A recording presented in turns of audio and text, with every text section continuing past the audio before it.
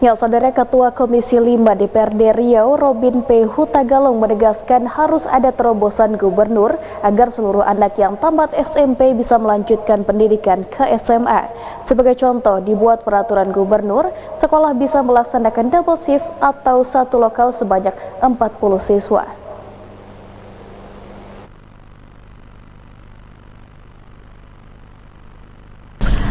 Ketua Komisi 5 DPRD Riau, Robin P. Hutagalung meminta kepada gubernur untuk membuat aturan teknis bertujuan agar seluruh anak yang tamat SMP bisa melanjutkan pendidikan ke SMA. Hal ini melihat kondisi terkini, di mana daya tampung sekolah sudah tidak cukup lagi dalam proses PPDB, sehingga banyak anak terancam tidak bisa lanjut ke SMA. Apalagi lanjut Robin, komitmen gubernur sudah terlihat dalam mengejar wajib belajar pendidikan selama 12 tahun. Sehingga harus dibarengi dengan aturan teknis. Anggota fraksi PDIP itu menegaskan harus ada terobosan gubernur dalam melaksanakan gagasan wajib belajar 12 tahun itu. Misalnya dibuat peraturan gubernur di mana sekolah bisa melaksanakan double shift. Artinya, ada anak yang masuk pagi dan ada yang masuk siang. Kemudian juga untuk mengurai itu juga bisa dengan menerapkan penambahan jumlah dalam satu ruang kelas. Misalnya, satu kelas ada 40 siswa, dan DPRD Riau akan menyetujuinya. Gubernur harus bergerak cepat membuat aturan tersebut, sehingga hak anak untuk mendapatkan pendidikan tahun ini bisa teratasi dengan cepat. Jangan sampai di tahun ini ada yang tidak bersekolah. Bisa juga menyediakan itu. Nah, di satu sisi ada wajib belajar 12 tahun, di sisi lain ya pemerintah wajib menyediakan tempat itu supaya terselenggara pendidikan 12 tahun. Dengan cara apa? Nah, tentunya ada terobosan-terobosan yang didasari peraturan-peraturan. Nah, gagasan gubernur untuk 12 tahun pelajaran harus dilanjuti. Misalnya dengan peraturan gubernur supaya ada payung hukumnya, supaya dasar hukum, sehingga dengan kalau ketika ada peraturan gubernur 12 wajib belajar 12 tahun itu disertai dengan ketersediaan sekolah, nah baik negeri maupun swasta. Sekolah negeri itu misalnya kalau ada peraturan gubernur bisa saja kan dengan kondisi darurat segini ini kan diurai, misalnya bisa saja double shift gitu loh. Seingat saya dulu kan sekolah itu bisa masuk pagi pulang siang, habis itu masuk lagi sekolah siang pulang sore. Ini kan terobosan. Nah, menurut saya bisa terobosan ini kalau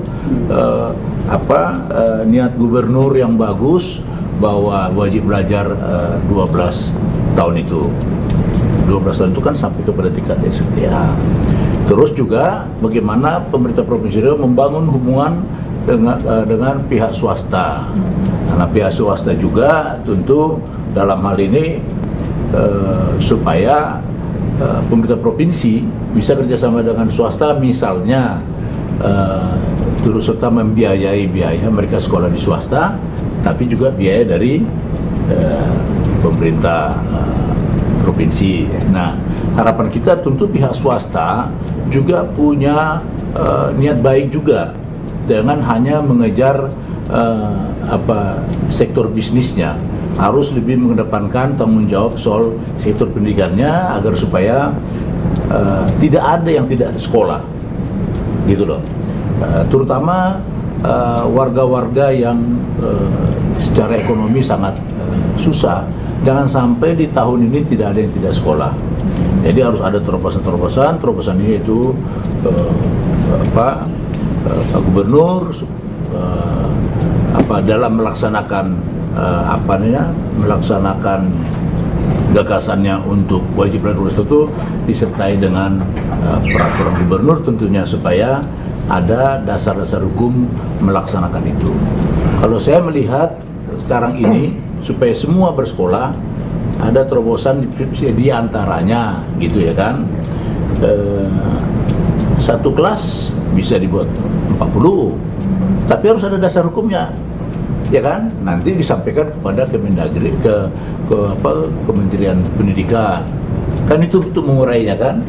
Nah, satu kelas 40 dan double shift gitu. Jadi ada dari pagi sampai siang, terus ada sekolah siang sampai sore. Itu kalau saya berharap, tentu saja ini Pak Gubernur, harapan kita melakukan terobosan-terobosan itu. Kalau gagasan Pak Gubernur saya dengar sudah 12 tahun, tapi tidak lanjutnya apa, dasarnya apa untuk bisa jangan sampai ada yang tidak bersekolah. Nah, supaya wajib belajar 12 tahun itu bisa ini. Jadi wajib belajar 12 tahun itu pengertiannya bukan pelajar itu yang wajib bersekolah, pelajar itu punya hak untuk sekolah, kewajiban ada kepada pemerintah provinsi menyediakan sekolah gitu. Tuh.